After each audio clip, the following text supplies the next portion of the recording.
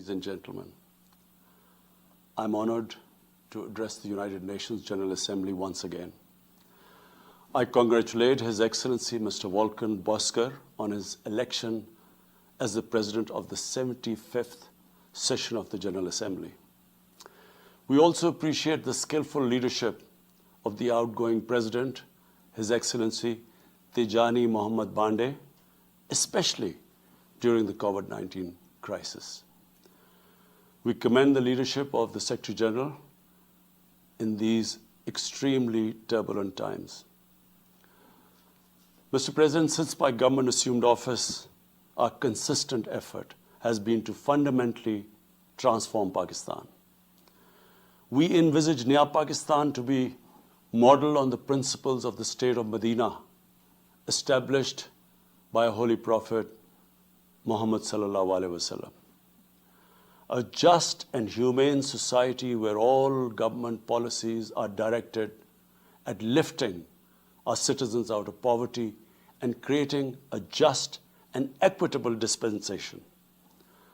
To achieve this goal, we need to have peace and stability. Thus, our foreign policy aims to have peace with our neighbors and settle disputes through dialogue. Mr. President, the 75th anniversary of the United Nations is an extremely important milestone, as this is the only body in the world that can help us achieve our goals of peace and stability in our neighborhood. This is also time for us to reflect whether, as the United Nations, we have been able to realize the promise we collectively made to our peoples. Today, the foundations of the world order, non-use of or threat of unilateral force, self-determination of peoples, the sovereign equality and territorial integrity of states, non-interference in their internal affairs, international cooperation, all these ideals are being systematically eroded. International agreements are being flouted and set aside. Renewed great power rivalries are leading to a new arms race. Conflicts are proliferating and intensifying. Military occupation, illegal annexations are suppressing the rights of human beings to self-determination. According to the respected professor Noam Chomsky, mankind is at even a greater risk than it was before the First and Second World Wars in the last century. And this is because of the threat, increased threat of nuclear war, climate change, and sadly the rise of authoritarian regimes. We must come together to prevent such a catastrophe. We believe that the driving force in international relations must be cooperation, in accordance with the principles of international law and not confrontation and force. We all must emphatically reaffirm our support for multilateralism. Mr. President, the COVID-19 pandemic has illustrated the oneness of humanity. In our interconnected world, no one is safe unless everyone is safe. Locking down to control the pandemic has triggered the worst recession since the Great Recession in the last century. This has hit the poorest countries the hardest, as well as the poor in all the countries. In Pakistan, we realized very early on that if we imposed a strict lockdown, the type that several affluent countries had imposed, we would have more people dying of hunger than the virus. Therefore, we adopted a policy of smart lockdown. While concentrating on the hotspots, the virus hotspots, we opened up our agriculture sector immediately, and then followed it up by the construction sector, which employed most of the people.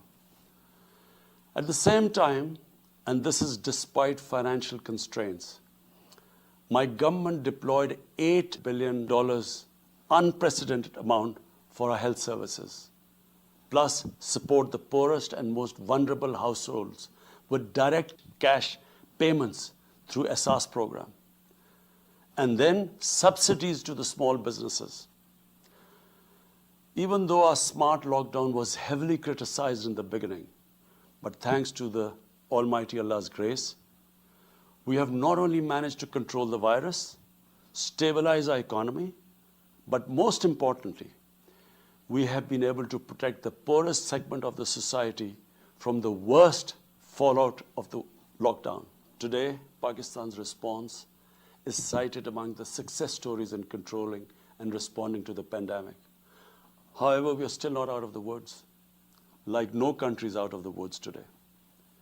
But Mr. President, it was obvious from the outset that developing countries would need fiscal space to respond to and recover from the COVID crisis. Debt relief is one of the best ways to create that fiscal space for developing countries.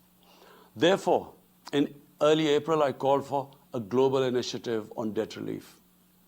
We appreciate the G20's official debt suspension initiative and the emergency and rapid financing offered by the IMF, World Bank, Asian Development Bank, and UN agencies. This, however, is not going to be enough. The IMF has estimated that developing countries will need over $2.5 trillion to respond and recover from the crisis.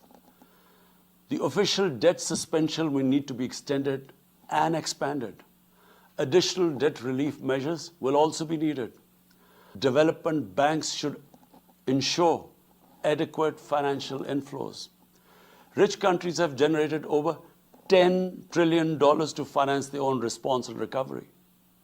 They should support the creation of at least $500 billion in new special drawing rights for the developing world.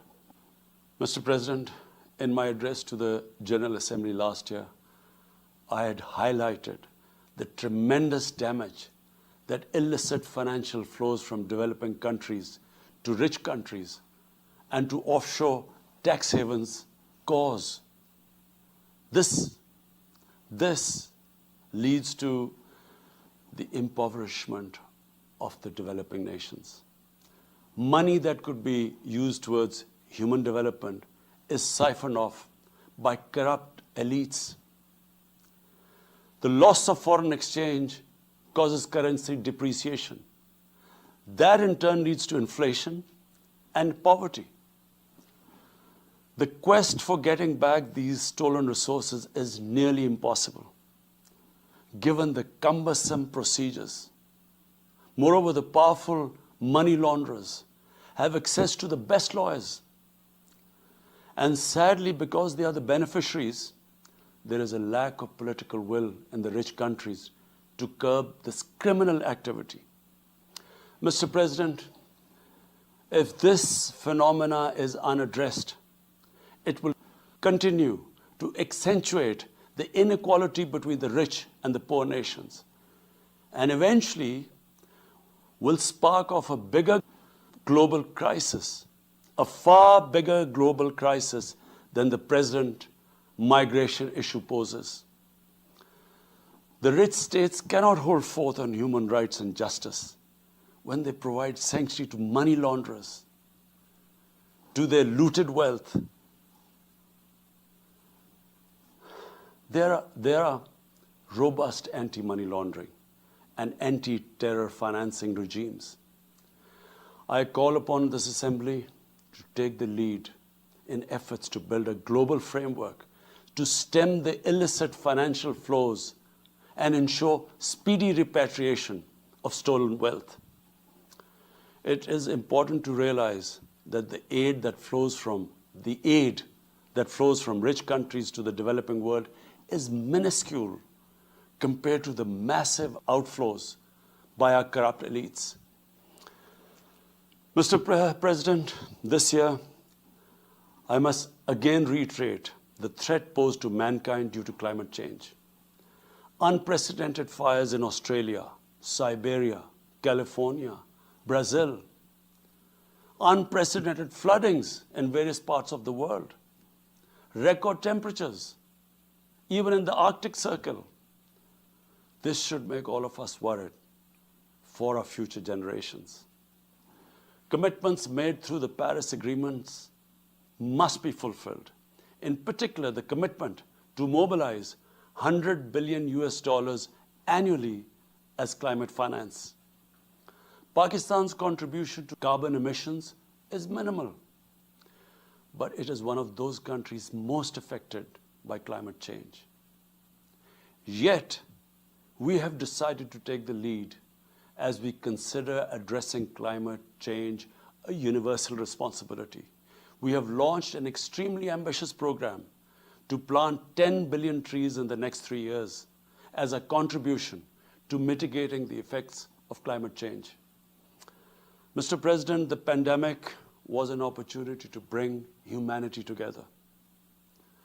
Unfortunately, it has instead fanned nationalism, increased global tensions, and given rise to racial and religious hatred and violence against vulnerable minorities in several places. These trends have also accentuated Islamophobia. Muslims continue to be targeted with impunity in many countries. Our shrines are being destroyed. Our Prophet Muhammad sallallahu alaihi wasallam insulted. The Holy Quran burnt. And all this in the name of freedom of speech. Incidents in Europe, including republication of blasphemous sketches by Charlie Hebdo, are recent examples. We stress that willful provocations and incitement to hate and violence must be universally outlawed. This assembly should declare an international day to combat Islamophobia and build a coalition to fight the scourge that splits humanity. Mr. President, the one country in the world today where I'm sad to say the state sponsors Islamophobia, and that is India. The reason behind this is the RSS ideology that unfortunately rules India today. This extremist ideology was founded in the 1920s. The RSS founding fathers were inspired by the Nazis, and they adopted their concepts of racial purity and supremacy. While the Nazis' hate was directed at the Jews, the RSS directs it towards the Muslims and to a lesser extent, the Christians. They believe that India is exclusively for Hindus and others are not equal citizens. The secularism of Gandhi and Nehru has been replaced by the dream of creating a Hindu Rashtra by subjugating, even cleansing, India's 200 million Muslims and other minorities. In 1992, the RS destroyed the Babri Masjid. In 2002, some 2,000 Muslims were slaughtered in Gujarat, and this was under the watch of Chief Minister Modi. In 2007, over 50 Muslims were burnt alive by RSS arsonists aboard the Samjhauta Express train. In Assam, around 2 million Muslims face the prospects of being arbitrarily stripped of their nationality through the adoption of discriminatory laws. There are reports of large concentration camps being filled by Muslim Indian citizens. Muslims were falsely blamed, vilified, and victimized for spreading the coronavirus. They were denied medical attention on many occasions. Their businesses were boycotted. Cow vigilantes attack and kill Muslims with impunity. Last February, Muslims faced targeted killings with police complicity in New Delhi. Mass registrations in the past have often been a precursor to genocide. For example, the Nuremberg laws in Germany in 1935, and then in 1982 in Myanmar.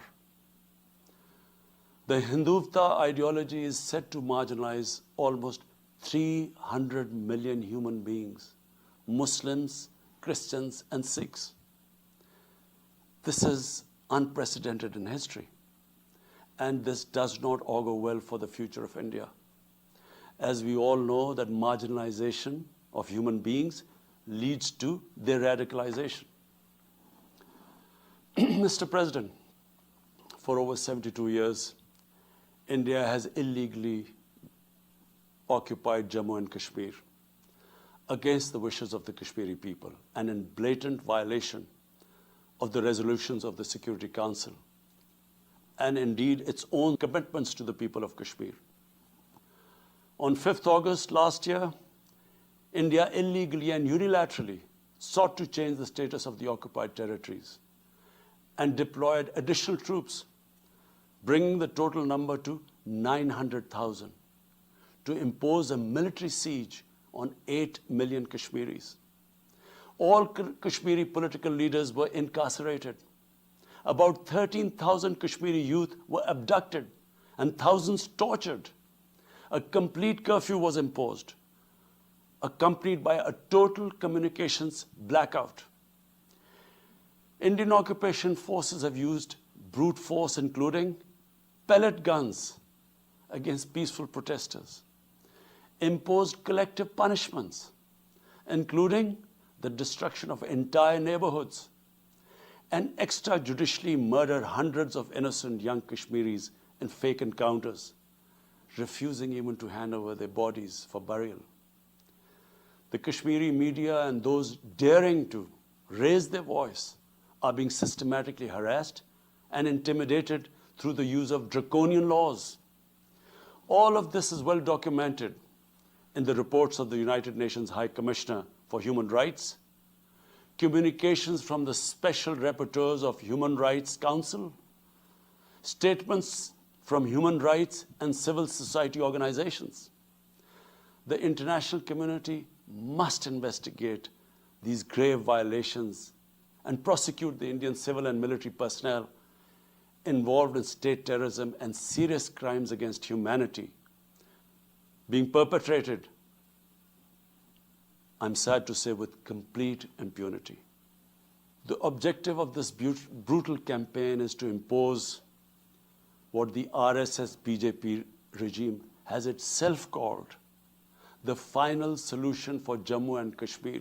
To this end, the military siege is being followed by moves to change the demographic structure of the occupied territory. This is an attempt to obliterate the distinct Kashmiri identity in order to effect the outcome of a plebiscite envisaged in the UN Security Council resolutions. This action is in violation of the UN Charter, Council resolutions, and international law, particularly the 4th Geneva Convention. Changing demographic structure of occupied territory is a war crime. Mr. President, the brave Kashmiri people will never submit to Indian occupation and oppression. Their struggle is indigenous. They are fighting for a just cause, and generation after generation have laid down their lives to rid themselves of Indian occupation. The government and people of Pakistan are committed to standing by and supporting their Kashmiri brothers and sisters in the legitimate struggle for self-determination. Mr. President, in order to divert attention from its illegal actions and atrocities in Indian-occupied Jammu and Kashmir, India is playing a dangerous game of upping the military ante against Pakistan in a nuclearized environment. Despite constant Indian provocations and ceasefire violations along the line of control and the working boundary, targeting innocent civilians, Pakistan has exercised maximum restraint. We have consistently sensitized the world community about a false flag operation and another ill-conceived misadventure by India. My parents, Mr. President, were born in the colonial India, and I was the first generation that grew up in an independent Pakistan. I want to make it clear that any attempt by the fascist totalitarian, RSS-led Indian government to aggress against Pakistan will be met by a nation that will fight for its freedom to the end. Mr. President, there will be no durable peace and stability in South Asia until the Jammu and Kashmir dispute is resolved on the basis of international legitimacy. Kashmir has been rightly described as a nuclear flashpoint. The Security Council must prevent a disaster conflict and secure the implementation of its own resolutions, as it did in the case of East Timor. The Council has considered the situation in Jammu and Kashmir 3 times in the past year. It must take appropriate enforcement actions. It must also take steps to protect the Kashmiris from an impending genocide by India. Pakistan has always called for a peaceful solution. To this end, India must ascend. To reach this end, India must ascend the measures it has instituted since 5th August 2019, end its military siege and other gross human rights violation, and agree to resolve the Jammu and Kashmir dispute in accordance with the relevant UN Security Council resolutions, and of course, the wishes of the people of Kashmir. Mr. President, Pakistan's desire for peace in our region is also manifest in our efforts to promote a political solution in Afghanistan. I have consistently maintained over the past 2 decades that there is no military solution to the conflict in Afghanistan. The only way forward was and is a political settlement, which involves the full spectrum of Afghanistan's political actors. Pakistan fully facilitated the process that culminated in the US-Taliban peace agreement on 29 February 2020. Pakistan is deeply gratified that it has fulfilled its part of the responsibility. The Afghan leaders must now seize this historic opportunity to achieve reconciliation and restore peace in the war-torn country. Through the intra-Afghan negotiations that commenced on 12th of September, they must work out an inclusive, broad-based, and comprehensive political settlement. The process must be Afghan-led and Afghan-owned, and without any interference or outside influence. Early return of Afghan refugees must be part of this political solution. After almost 2 decades of war, it is imperative not to allow spoilers within and outside Afghanistan to subvert the peace process. Peace and stability in Afghanistan will open new opportunities for development and regional connectivity. Mr. President, Palestine remains a festering wound. A just and lasting settlement is indispensable for the Middle East and actually the world. Illegal annexations of Palestinian territory, the building of illegal settlements, and the imposition of inhuman living conditions on the Palestinian people, especially in Gaza, cannot bring peace to a troubled region. Pakistan continues to support a 2-state solution in line with the UN General Assembly and Security Council resolutions within the international agreed parameters, and they are pre-1967 borders, and Al-Quds, Al-Sharif as the capital of a united, contiguous, and independent Palestinian state. Mr. President, the United Nations remains the best legitimate avenue for collective action in managing international conflicts, fostering peace and security, promoting equitable development, and addressing global problems. I urge the Secretary General to take the lead in preventing global conflicts.